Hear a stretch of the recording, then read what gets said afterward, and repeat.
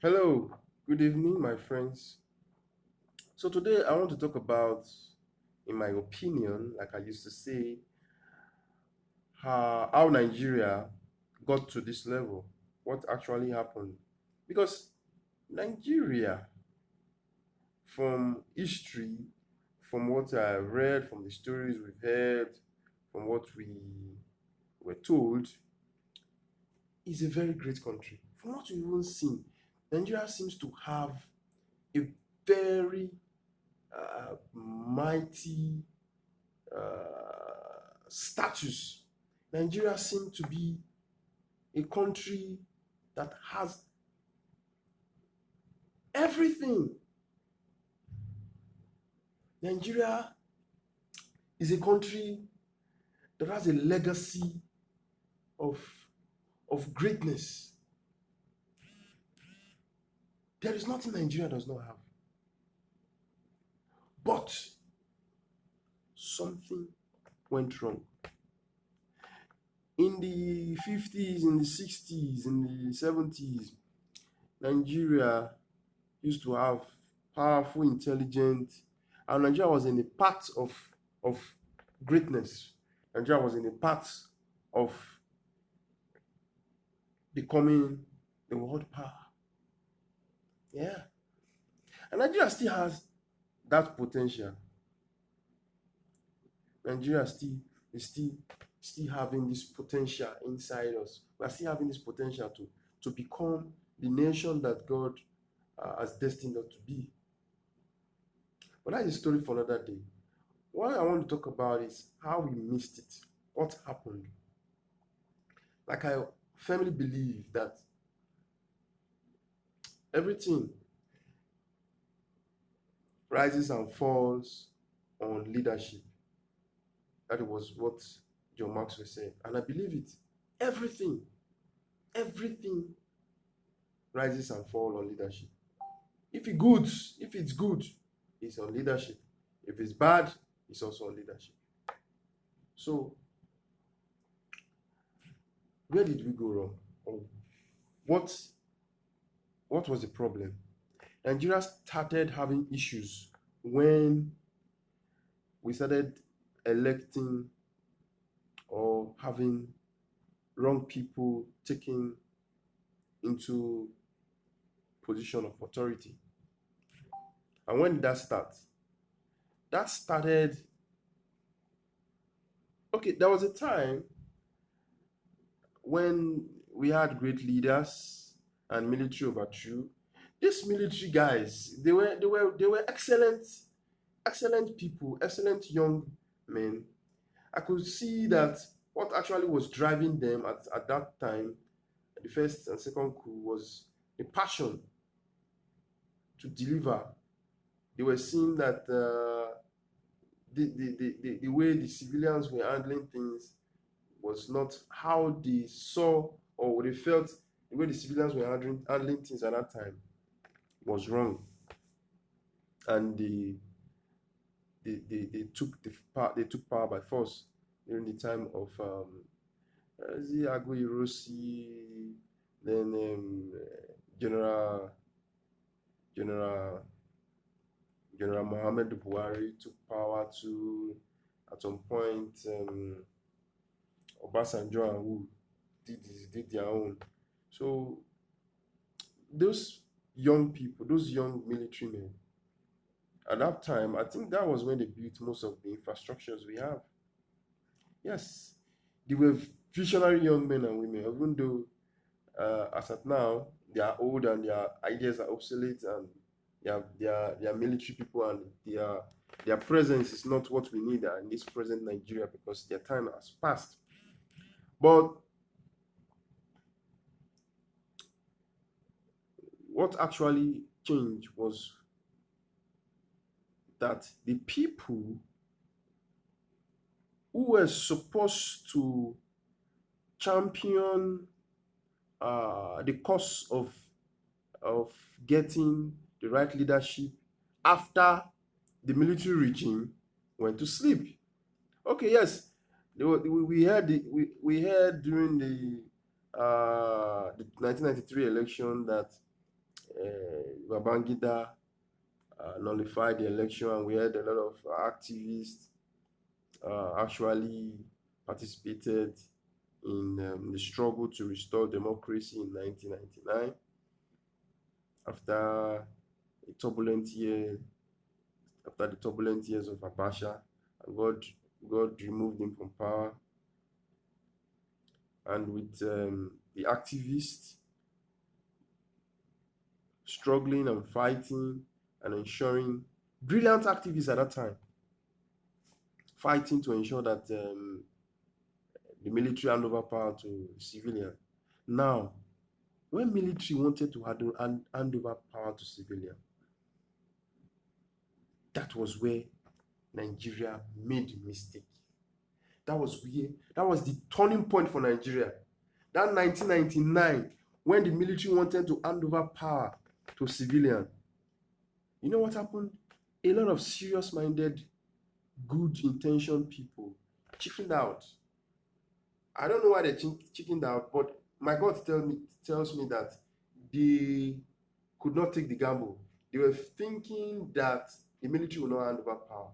They were thinking the military was just playing games because of the experience they had with Abiola. So the good guys that were fighting, the Showaris, the Festus Keyamo, and then this PDP lawyer now, they did all the assignment and everything by chasing the military out of power. But they went to sleep. And of course, when Abu Salami wanted to hand over power, only a few persons that were serious, were desperate, and they were not the best of us, came forward. Probably because they had some money they got from illegal businesses and some activities. If you look at the first governors, the 1999 governors, if you look at their record, their past record, some of them were drug pushers, errand boys to military generals. So if you look at them, if you look at their antecedents, the kind of person they were before they became governor in 1999, you will understand that those people were not the kind of leaders. They were not visionary leaders. They were bad guys. Those were the people that took the opportunity when the opportunity arose for democracy. The people that had the credibility, that had the potential and the skill to be able to drive Nigeria forward were scared. They chickened out and they could not take the risk of contesting in the elections. That was where we made a mistake. If you look up across the state, especially my state, when you looked at the people that actually came out for elections at that time, we had Ibori. I don't think Ibori was the best candidate at that time, the best person to have been a governor at that time. Look at what Ibori turned out to be. Look at the story behind Ibori. Somebody that was in the UK, criminal records and everything. And that was the point where they started building the political nonsense we have today. It is the same caliber of people that have been ruling us at the national level. We had the Obasanjo at the national level. What is wonderful about Obasanjo? Is it the best we could offer at that time? No. Just because you handed over to civilian rule, it doesn't make you the best. So at the national level, at the local government level, what did we have? We had I think Friday and also. So the kind of people that we entrusted our power to at that time in 1999 began the problem of leadership in this country. And we have not been able to recover. We have not been able to recover till today because they got into power. They saw the kind of authority they had, and because they do not have that capacity, they abused the power, they grew, and they gave birth to more people like themselves to come after them. And they in turn handed power over to their caliber of people. So the snake gave birth to a snake. People like Showore, people like Fela Durotiri, Mogalu, and excellent leaders. It's already too late for people like them to come in. It's already too late for us to come in, because those other guys have already created a very strong structure, a very strong hold on power and our politics. So getting back power from these people is is is going to be a very Herculean job to do, because they will never let power go. They will do all it takes to ensure that, if it means killing everybody in this country, to ensure that this does not change. That's why elections are do or die affair, because they will not want to allow power to change hands for the good of Nigerians. So, and it's either for us to get it right, is either we are doing a revolution, the people's revolution, or the people's revolution. Either a violent revolution or a ballot box revolution. And a ballot box revolution is not likely because of the kind of people that supervises the election. So we are in a state of double jeopardy, whatever that means.